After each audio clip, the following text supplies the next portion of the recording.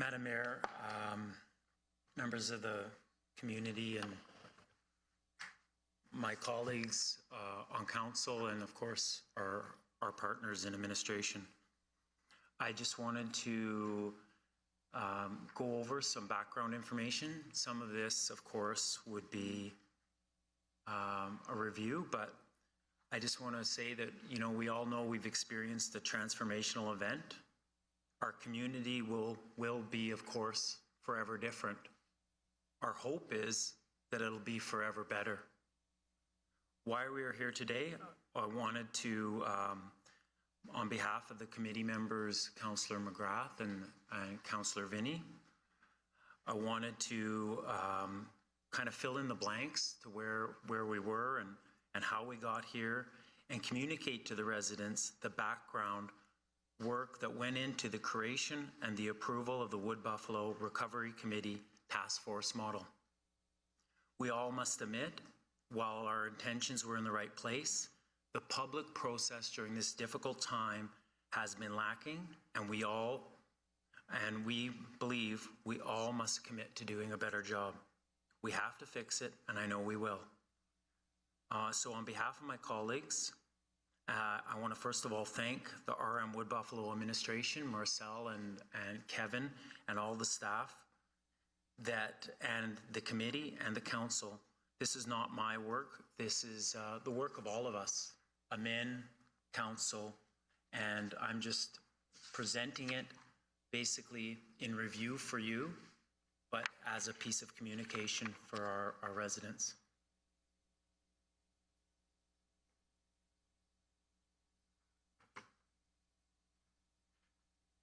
We recognize that much of this is a review, but it is new to the community. It is, however, this is an attempt that we must share the background information and the work that was done during the evacuation, while our first responders and municipal staff worked so hard to set the stage to make our community safe, allow us to re-enter, and now to recover. As part of the process, the Recovery Committee, myself, Councillor McGrath, Councillor Vinnie, worked to review the work that council has done as a whole that was completed in May and June while we were evacuating and while we were re-entering. We reviewed the lessons learned report from Slave Lake, and we had a planning session on May 26 with contributions of Mayor Warman from Slave Lake. He made many impactful statements on us as a council and us as an administrative team, such as the 80% turnover that they experienced in Slave Lake, the high failure rate of businesses, and the toll that it took on relationships. And one of the things that Mayor Warman communicated is stuff that took 6 months had to be done in 6 minutes. And the Slave Lake Council and organization was consumed by recovery. So we as a team decided we needed a different model. So it should be noted that the RM Wood Buffalo MIN then reviewed all best practices, looked at different models from different recoveries, and presented those options to Council on May 25th and June 8th. On June 8th, Council unanimously supported the task force model, 3 full-time councillors, gave by resolution direction to draft the Draft Recovery Committee bylaw. Unfortunately, this information was not presented in public on that day or June 14th. This is regrettable, and I can assure the public it was not done on purpose. It was simply lost in transition from Edmonton to Fort McMurray. We want to stress that our work that we presented today only builds on the efforts that everyone has contributed to so far. And again, I thank Council and administration for its input and its output in this project. We need to acknowledge our REOC team that has been working on the operational side, completing with the sifting program, and now beginning the debris removal, which you'll see an update on later into this agenda. Recovery is a long-term series of overlapping processes and sequences defined by community needs and emerging issues. Early in recovery, different groups have similar needs, such as returning and cleaning up debris. But as recovery progresses, the need to diverge and demands become more complex. Adaptability and flexibility are essential for success. A large part of recovery depends on local context, not just the extent of damages, but also the characteristics of the community. Decisions and plans must be tailored to specific needs of the community, which require inclusive and community-focused approach. From completing damage assessments, contracting for repairs of buildings, augmenting services to meet community needs, completing financial reporting, municipal staff support, community members need to be prepared for a lengthy endeavor. It's likely, ladies and gentlemen, to be 3 to 5 years. Slave Lake is still at it 5 years out. Recovery involves a broad spectrum of stakeholders, knowing their groups, but also the resources that they can offer is essential. Proactive communications and fostering relationships and coordinating efforts. Difficult decisions are required. Prioritizing limited resources, funds, balancing stakeholder interests, and dealing with the personal impacts of disaster. On the bright side, recovery also holds an opportunity to improve municipal infrastructure, promoting safety and risk reduction, increasing community resilience. Recovery is also an opportunity to reset the course of our community and our region with strong leadership, define long-term vision, solid recovery plan. Municipalities can benefit greatly from the opportunities. Our aim is to become a better community. There is, unfortunately, no perfect in recovery. Every choice made has a risk of negatively impacting others. We need patience and empathy for all. After reviewing the lessons learned, meeting with the provincial task force, reviewing the Ready to Bloom exercise the Council completed, reviewing administrative recovery framework documents from May 25th and June 8th, we completed a SWOT analysis. We want to share this snapshot of our current status. We find ourselves in an economically fragile market, living in the impacts of a significant downturn in energy pricing, reacting to the outcomes of a catastrophic event with a fragmented council, an administration limited by capacity and experience, in an emotionally charged community that must be rebuilt for our people, province, and nation. We have an opportunity to leverage the strength of our industry, as we often in our history, our community spirit, the energy of our people, and renewed relationship with our province. Patience and understanding is of an essence. We need to end the days where mayor, council, administration aren't united. We need to be safe, resilient, and together. The community needs us to put our past aside and come together. It is now or never, and I accept my role in how we got here today, but we all can be part of the solution. As a matter of fact, it's our duty and responsibility. If we can't rise above, how will we ever recover together? The time for politics is over. The time for leadership is now.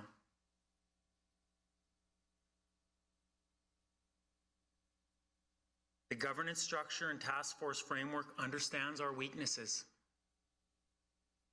It mitigates our threats.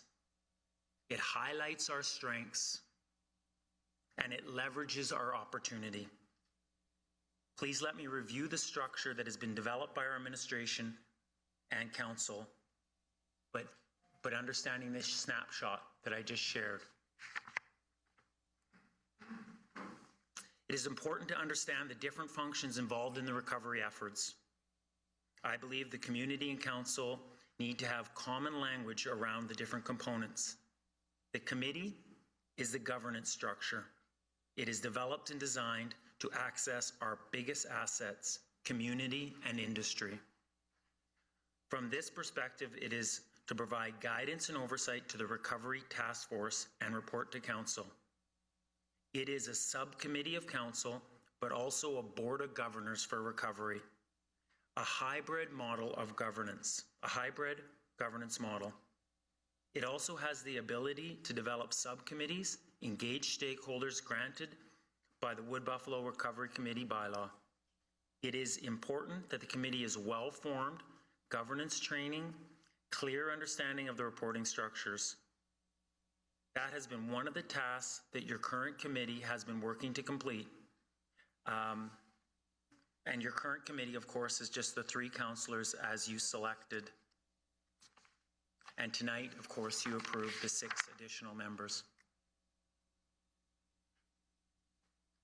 The task force, this approach allows residents to benefit from a fully operational, municipal-focused core service of programs, and it allows the task force to address the specialized needs required for overall recovery of the community. We need both of them to strive at the same time. This model was chosen based on best practices across Canada, balanced with the uniqueness of our current situation in the community and the realities of living in Wood Buffalo. See, our municipal government is designed towards a service delivery standard model where all residents receive similar service. A task force, by contrast, is designed to deliver specialized service, a model based on the needs of our residents. We reviewed other communities' recovery efforts and, quite frankly, the pitfalls that they've had, which led us to this hybrid system of community-governed, integrated task force model, integrated by using a department style of the task force, yet getting support from the full RM Wood Buffalo workforce, getting also support from industry and the province. The task force will soon be working out of the 5th floor of the Jubilee building with a team of members from the Alberta government, industry, and the RM. Contracted services as well will be working on the goals of recovery set out by the committee and serving our most affected residents. We are setting up, and this task is enormous, we are setting up an entire organization from scratch. And we know that people want us to do this right, and we know they want us to do it quickly.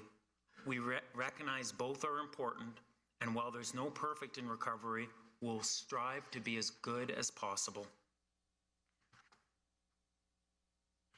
Our organizational alignment, this is a simple graphic organizer of the structure that we have elected to go with as a council. The model has a clear, balanced approach with your municipal services still under the governance structure of council and its subcommittees, and the recovery structure, 3 members elected and 6 selected from the community. This is to provide a true vetting process before issues arrive to council. The RM Wood Buffalo remains governed by council, and the task force is governed by the committee as outlined to provide oversight for the task force. The reporting lines show an integrated model where we lean and support everyone in the attributes and pillars of recovery. The next piece that we wanted to put together as the starting of this committee, and these what I would call draft statements. It would be the role of the entire committee to try to confirm these and bring them back.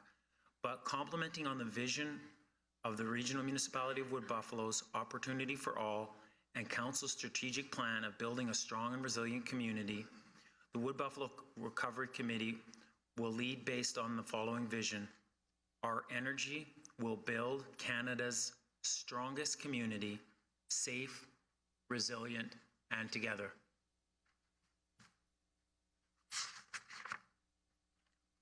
Our draft mission statement Working with stakeholders and partners, we will assemble a leading subject matter experts to engage, communicate, develop, implement a forward-facing plan that delivers a safe, sustainable, economically resilient, caring community that people are proud to call home.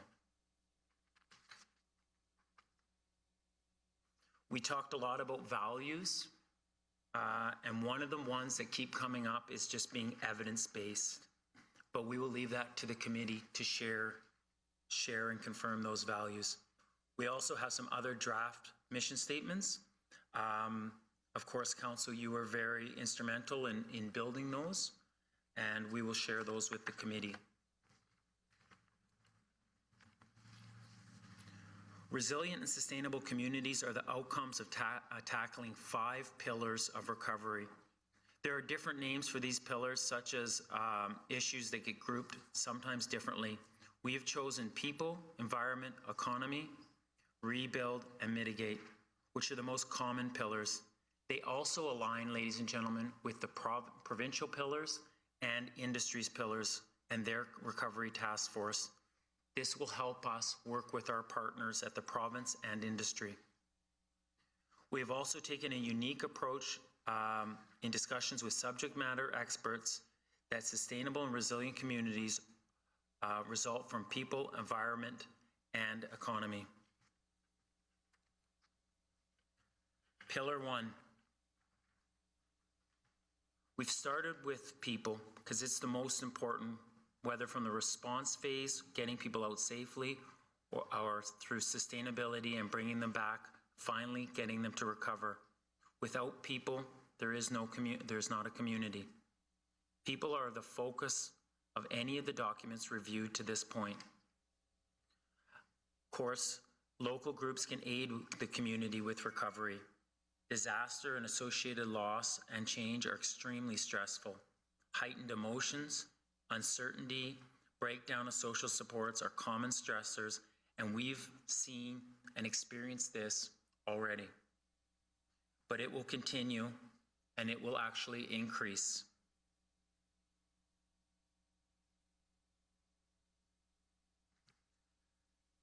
We need to understand and support this. We need to be caring and compassionate. Most people will recover on their own, but some people will need more support. These are all normal reactions to a traumatic event, disaster. This can continue for 2 years or more post-event.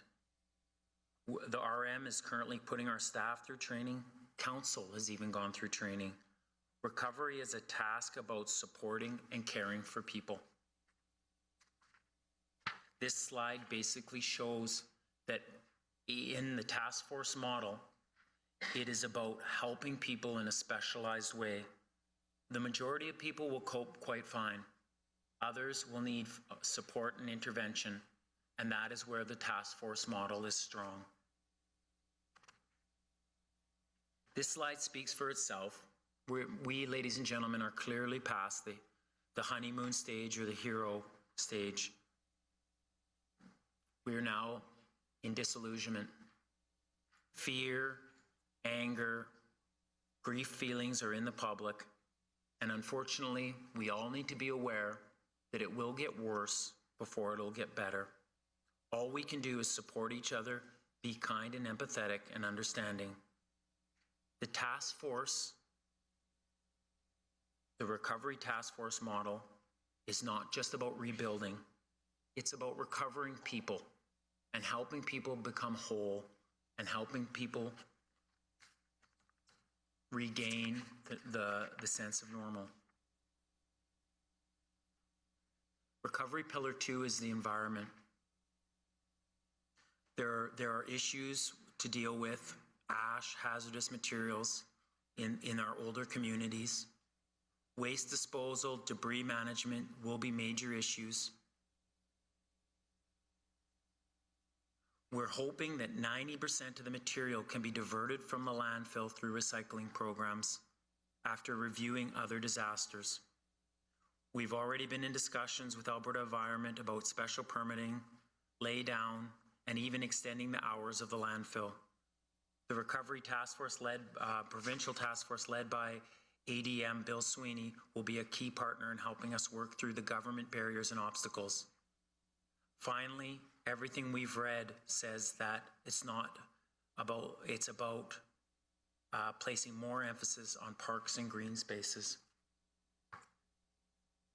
We've heard the pillar of economy.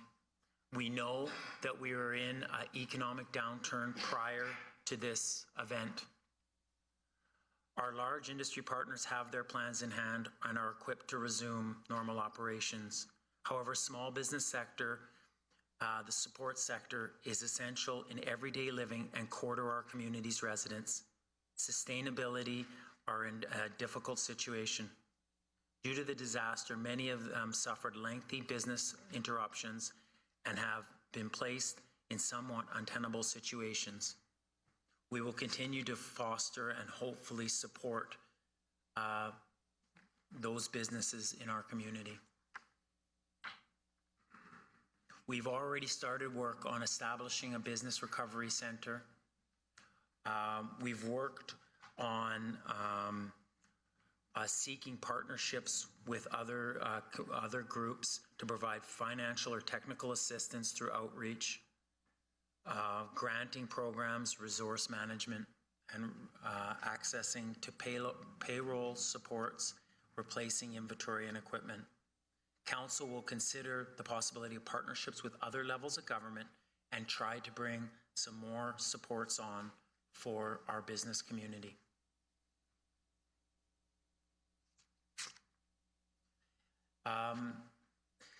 Recovery is a process. The commitments of the committee will be evolving as different policy decisions need to be made. We expect a large front-end load for startup and foundational policy direction to be given. We hope as more of the work becomes operationalized by the task force, the guidance on policy will be reduced and time commitment for the committee will be reduced. We are setting up an entire organization to support a major recovery. We need good process and transparent decision making. So in this slide, it talks about our shift from short-term, mid-term to long-term, and the role of number of hours in terms of the appointed members being monthly hours, decreasing, and the council members also having a changing role to possibly going from a full-time council member to moving towards a committee member. Of course, the timelines. The Recovery Committee will start with governance training, process mapping, issue identification, in-camera items such as selection of a team lead and task force personnel protected by FOIP. These training sessions will develop governance tools and decision-making processes. All direction will be done in public. Public meetings will be on Wednesday so that the committee items can be added to our council agenda review process on Thursday morning and make it for council meeting the next Tuesday. Our goal is to have the first public meeting on August 3rd. I want to be clear here, there is a lot of work that the committee is going to do, and I just want to be clear on the fact that no decisions will be made in those training sessions. They're just simply to bring the committee up to speed, because there's so much. If you don't have a good governance framework, you're not going to be able to make good decisions, and the committee will not be able to give this council the advice that they need moving forward on these difficult issues.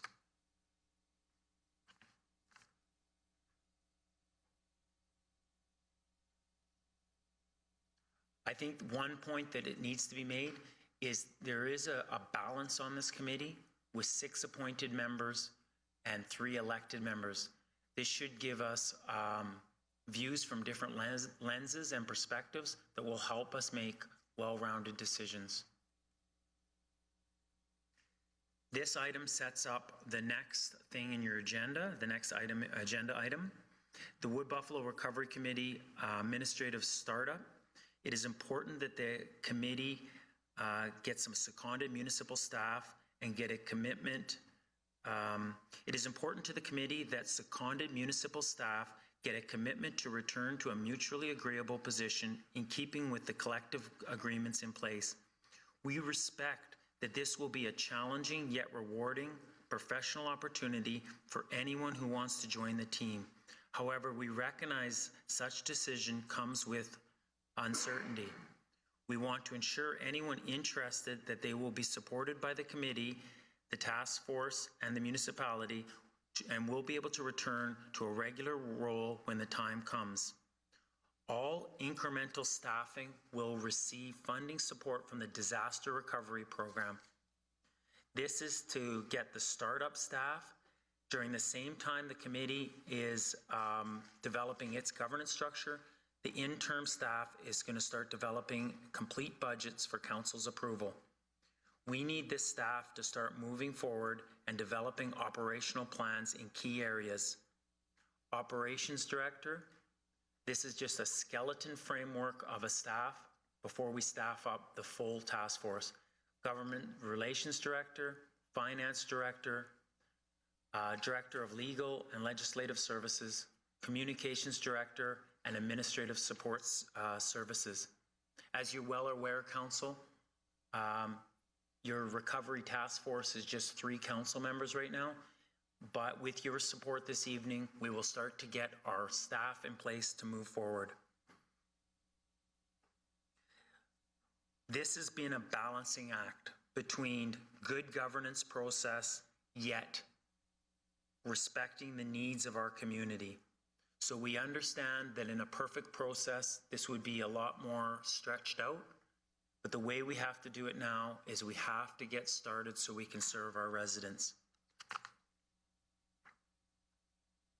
The startup budget, this is based on projected average salaries for the outlined positions in the organizational model presented on slide 22. The above proposed budget was developed using a compensation structure outlined in our Taxation and Assessment Committee for Governance members. We also needed to recognize and acquire some contracted services to help support transition, set up office space. The above proposed budget was developed with existing compensation model for RM Wood Buffalo employee salaries and benefits. This is a provisional budget, and it is just to start up the task force and give it some clarity and allow us to apply for the disaster recovery program. Every week we delay costs our residents approximately $8 million in insurance, so we cannot afford any further delays. So on behalf of Councillor McGrath and Councillor Vinnie, I submit this request for council. I also thank council for all its support and its continued support, and I thank administration for doing a lot of the background work both at the REOC and continuing with REOC support now as we are continuing with our operations as we set up this governance structure. Thanks, and we will be moving forward safe, resilient, and together.